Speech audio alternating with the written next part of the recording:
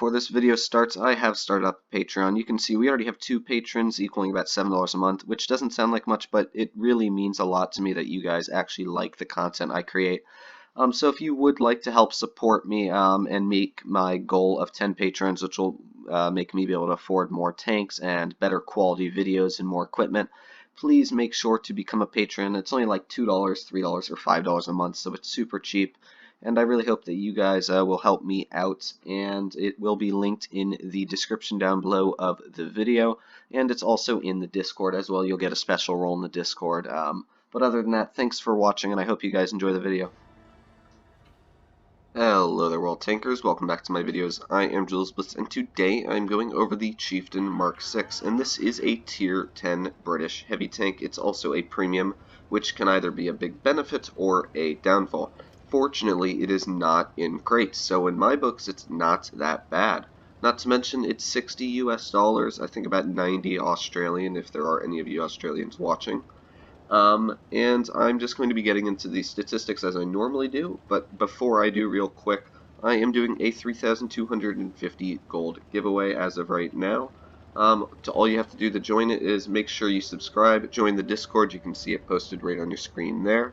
And the rules and description of it are in there. Also, I'll have my Discord in the description down below. You can just click that about 5,000 times easier.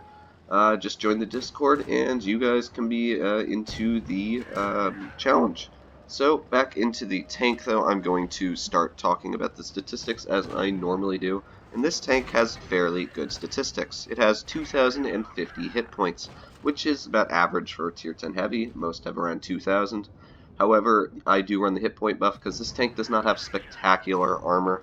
So I do run the hit point buff, and that brings it up to 2,175, which is quite a bit extra hit points. So make sure you do run the hit point buff. Not to mention, this tank has 282.5 meters of view range. It's not spectacular, but it is enough to at least spot pretty much any heavy tank before they'll spot you. It is a pretty nice view range for at least a Tier 10 heavy. And now let's start getting into the gun. Now this tank has 3,167 damage per minute, and that is with gun rammer. However, I do run calibrated on this tank because of the APCR, which brings your 260 penetration up to 273. However, your damage per minute goes down 222 to 2,945.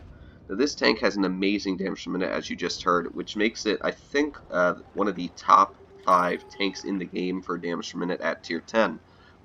Disregarding tank destroyers, of course, but it's just a very, very excellent gun. And not to mention, the APCR has 326 penetration, which is very nice, and its damage is 360, which I think is more than normal APCR damage or any premium round damage. I think mostly it's like 340 average, but this one's 360, so that is a bit of a benefit.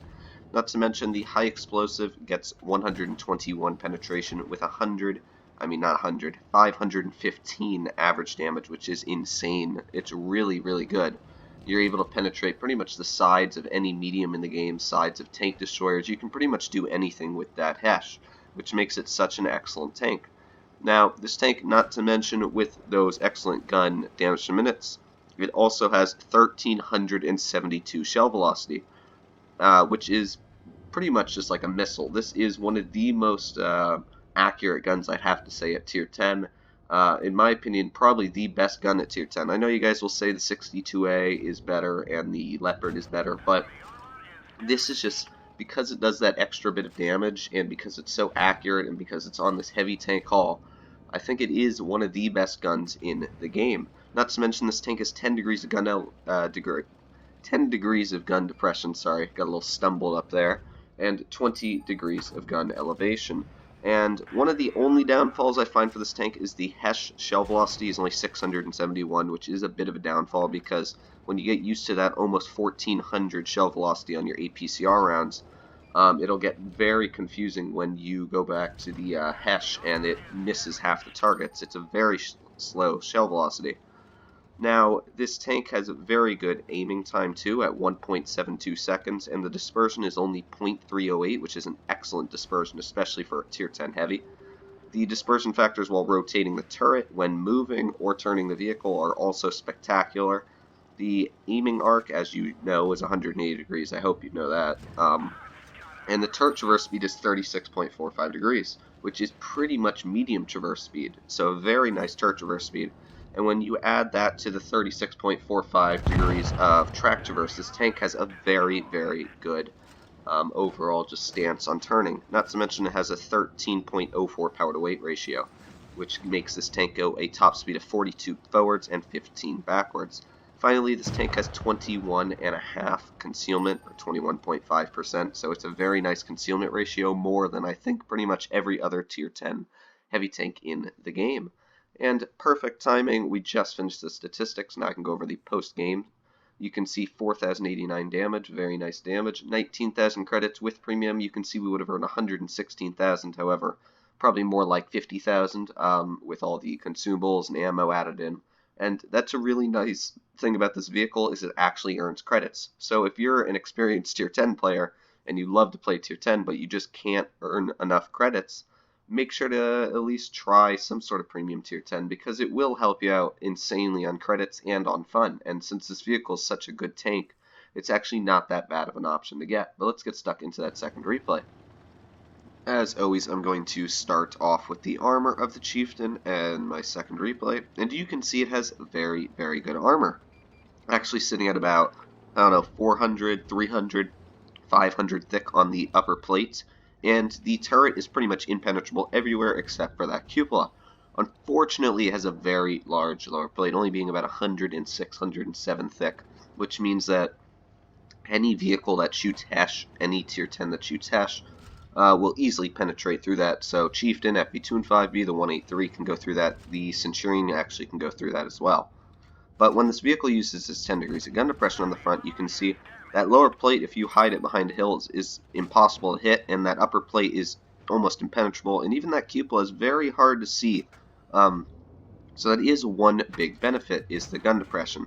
Now the side of this vehicle is very weak. The back side of it is actually a huge HE weak spot. You can see it's only about 53 thick there.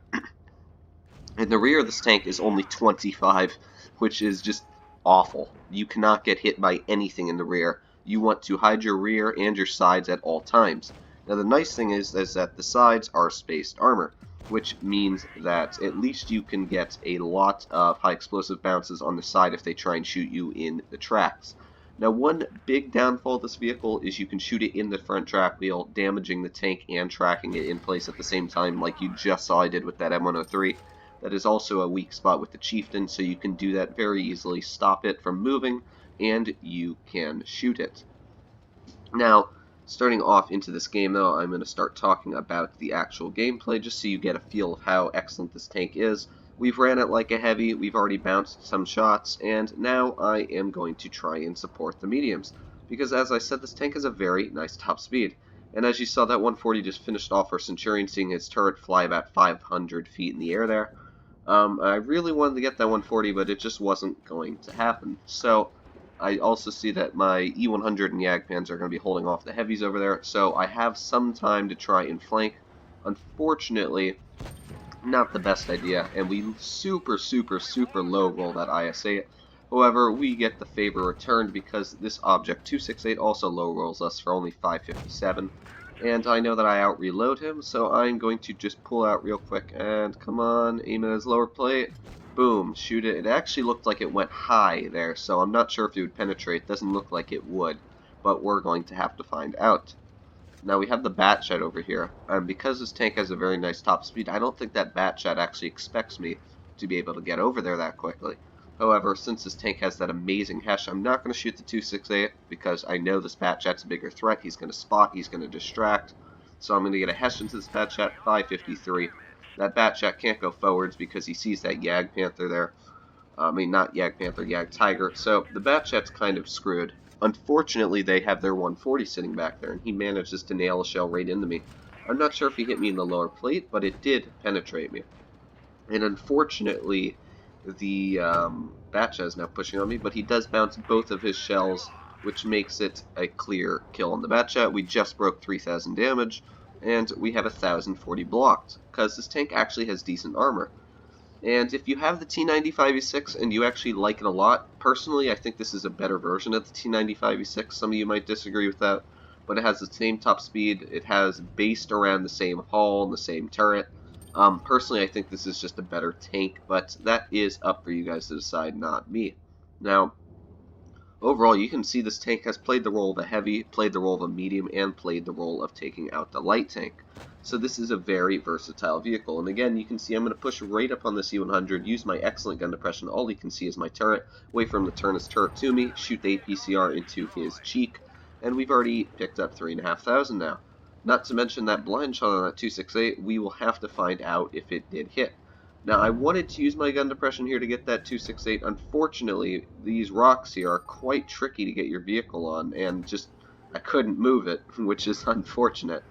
But we're able to just get the gun depressed enough to snap him, and we've got 2 tanks left. I'm not going to try and get the M103 because I know this 140 is a bigger threat and a pain. So I'm going to drive down here, come around, and I was going to drive towards the 140. However, he decides to pull out. He's got 484 hit points. Boom, high rolls it, kills the 140.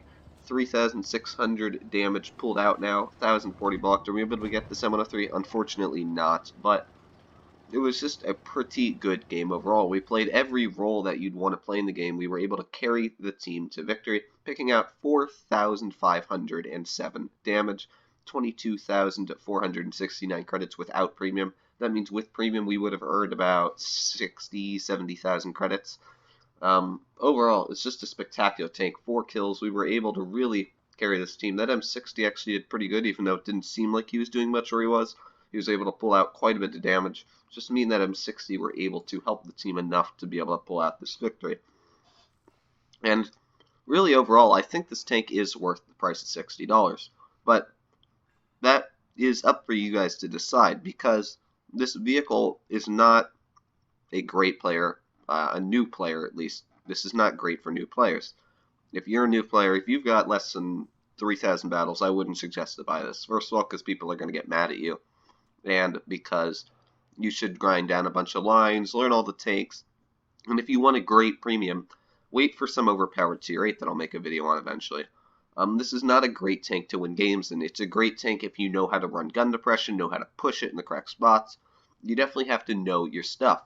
But since it's not in crates, I do support this, and I will say you should be able to buy it, because as long as it's not in crates, I don't have a problem with Wargaming selling them. However, that is the end of this video. I hope you guys did enjoy it. As always, make sure to like, comment, and subscribe. Thanks for watching.